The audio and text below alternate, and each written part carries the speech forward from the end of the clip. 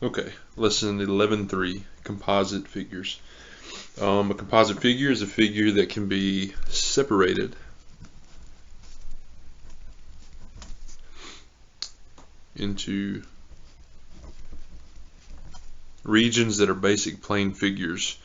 Okay, that would be like from the reference sheet or from the lesson 11.1 notes at the very top.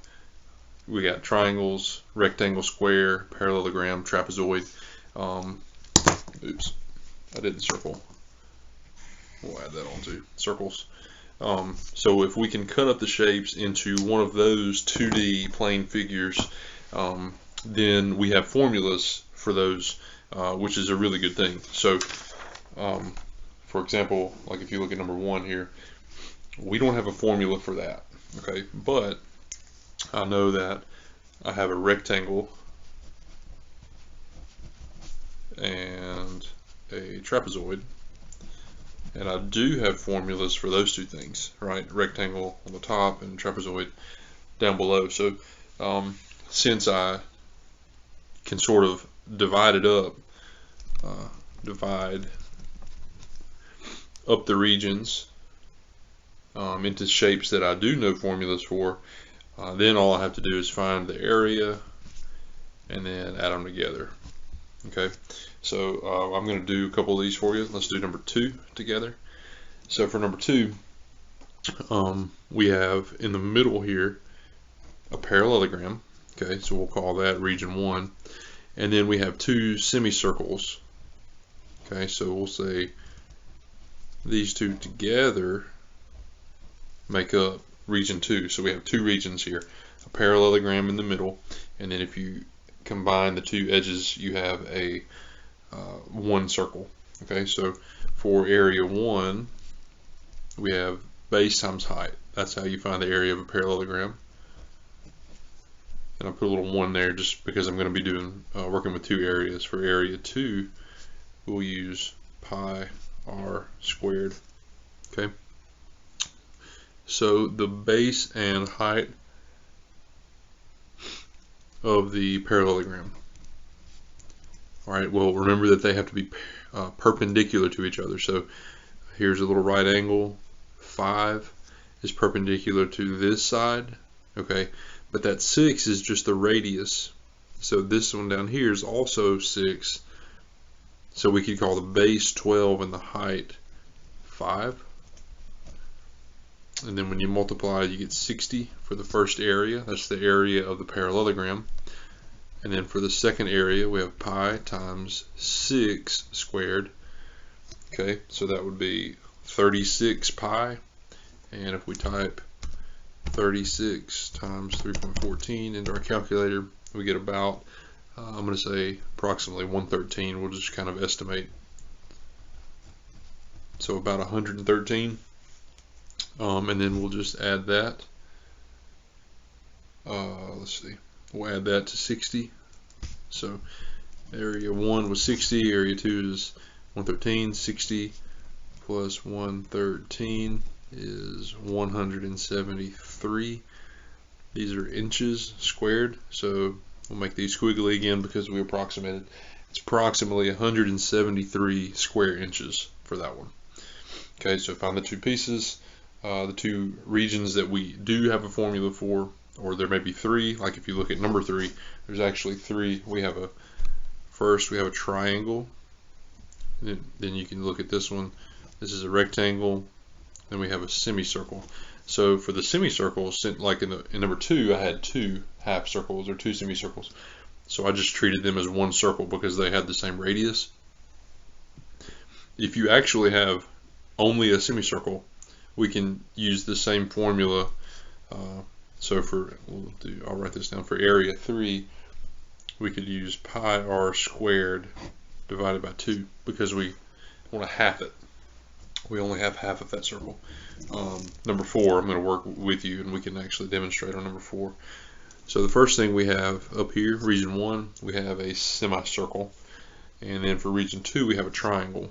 Okay, but to find the area of a triangle, we need the base and the height. Okay. Well, let's see. Given up here is the diameter of the circle. Half of that would be radius. So this 8 is the radius, and it's also the leg of this triangle. Okay. We can just cut that up into like a little right triangle. So what I need to know is the height. Now the height, which is the leg of this right triangle, would also be the height of this isosceles triangle as well. So I can use Pythagorean theorem for that. So let's see, I'm kind of getting a little out of sorts here. Let's use the Pythagorean theorem just to find this leg first for region 2. So I have 8 squared plus x squared equals 17 squared. So that is 64 plus x squared equals 289 minus 64, 225, x squared is 225. So that makes x 15. Okay, so now, see, this is getting messy. I'm just going to write 15 and point to the height of the triangle. So when it's time to do the area of the triangle, I'm going to use 8 and 15. We don't ever want to use a slanted piece. We want to make sure that the base and height are always perpendicular to each other. Okay, so let's kind of get some order back to this problem. So area 1 was half of a circle. So pi r squared over 2. That would be pi times 8 squared over 2. Now remember, it's over 2 because it's only half of a circle. So that'd be 64 pi over 2. 64 divided by 2 is 32, so 32 pi. Okay, so that's approximately, I'm going to do 32 times 3.14 and say it's about 100.5. Alright, for area 2, it's just a triangle, so 1/2 of the base times the height, and we found that the base was 8 because it's half of the diameter, which is the same as the radius here. And then the height of the triangle, we used the Pythagorean theorem to find, was 15. Half of 8 is 4, so 4 times 15 is 60. Okay, then I can just add these two together, and I get 160.5 meters squared for the area of that composite figure. Okay.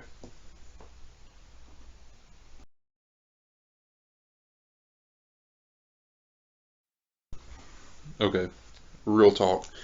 I just messed that problem up.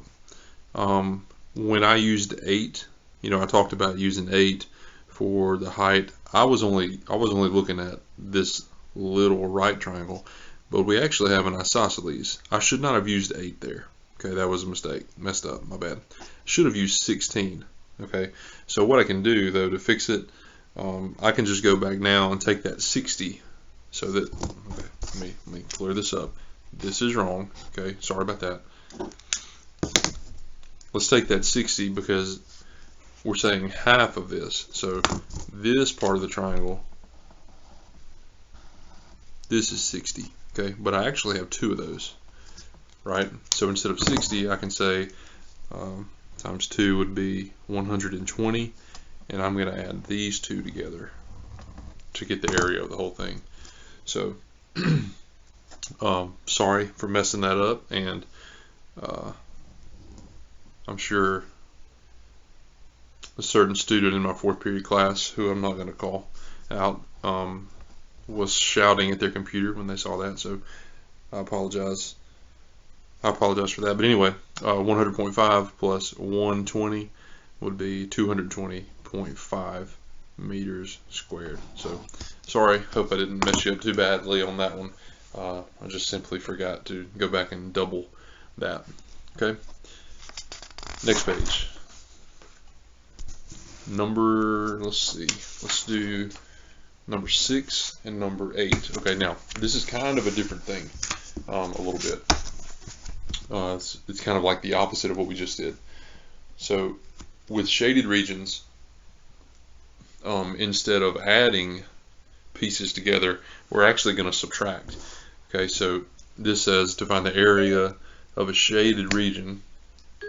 To find the area of a shaded region, we're going to find the area of the whole thing, or the entire figure, and then we're going to subtract the non-shaded region. Now, there's multiple ways to do a lot of these, but for example, number 6, I can see a square. Think of this as a square figure that we've drilled a hole through. So the circular, the white part or the unshaded part is like a hole drilled out of a square. Okay, so we want to know what's the area of the leftover pieces. Now, these are weird kind of shapes that we don't really have a formula for, but we do have a formula for a square, and we do have a formula for a circle. So if we start with the entire thing, the whole thing is a square. Okay, so we can think of the area of the square. That's A of square. I don't know if that's technical or not, but we're going to use that for us. So the area of a square we can say is 25 squared. That's from our formula sheet, which is 625 feet squared. It's the area of the whole thing. Now, we don't really have a whole square, but we're just sort of imagining. Now, let's imagine that we cut a circle out of it. That's the white part. Okay, so I need to find the area of that part, and then I can use just use subtraction to find the difference. Okay, so think about this. This whole side of the square was 25. That's also because the circle touches exactly on each side of the square. That's also the diameter. So half of that would be the radius, 12.5.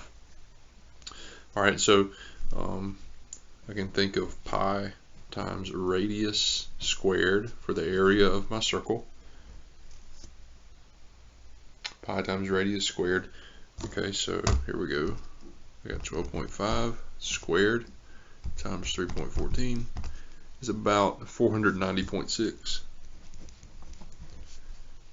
490.6 feet squared. Okay, and then I'm just going to subtract. So 625 minus 490.6. 625 minus 490.6 is approximately 134.4 feet squared. There's my little approximate symbol because I did round quite a bit in that problem. Okay, so now I hope we can see sort of the strategy, and then we're just going to use kind of the same thing, same strategy on each one of these. We're just using different formulas. Okay, let's jump down and do number 8 together, and then I'll leave the others for you to do. So the entire thing that we have here, if you imagine that everything was shaded, would be a semicircle. Okay, and then we have a triangular piece cut out of it. Let's just start with the semicircle first, though. So I can see that. Okay, so let's back up to chapter 10. This is an inscribed angle, and it's intercepted. It intercepts a diameter, which tells me that this is a right triangle. Okay.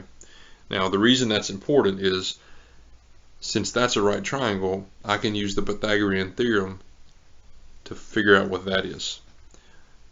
That's really important because that is the diameter of my circle, and I need a radius of the circle. So I needed to know that so that I can half that and use it in my area formula for the circle. Okay, so step 1, Pythagorean theorem. So 9 squared plus 21.6 squared equals c squared. We're looking for the hypotenuse, so I'll leave c there. So 9 squared is 81. 21.6 squared is 466.56. So I'll add that back to 81. and then take the square root of it. Oops, messed up. 81 plus 466.56. Shift square root. I get C is about 23.4. Okay, so the whole diameter is 23.4, but in an area formula for circle, I want radius, so I'm actually going to half that. So if, let's see, this is 23.4, which is the diameter, the radius would be half that, so divided by 2, 11.7 is my radius. All right, here we go.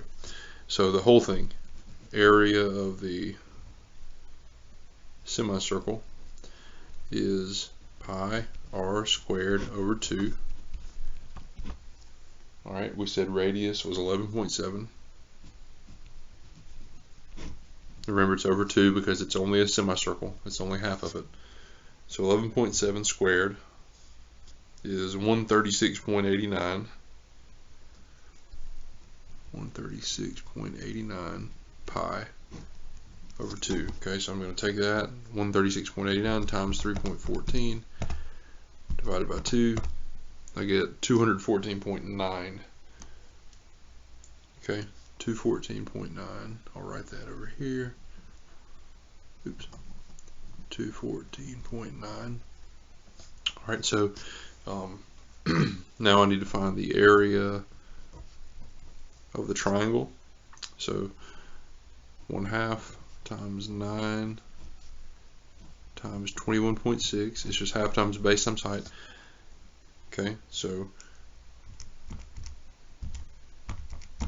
my calculator gives me 97.2. Okay, so now all I have to do is subtract. So I have 214.9 minus 97.2. 214.9, there you go, minus 97.2, 117.7 meters squared. Okay, so strategy for shaded region: find the entire piece, excuse me, the area of the entire thing. If you imagine that it didn't have an unshaded region or a hole cut in it, and then you find the area of the hole and subtract.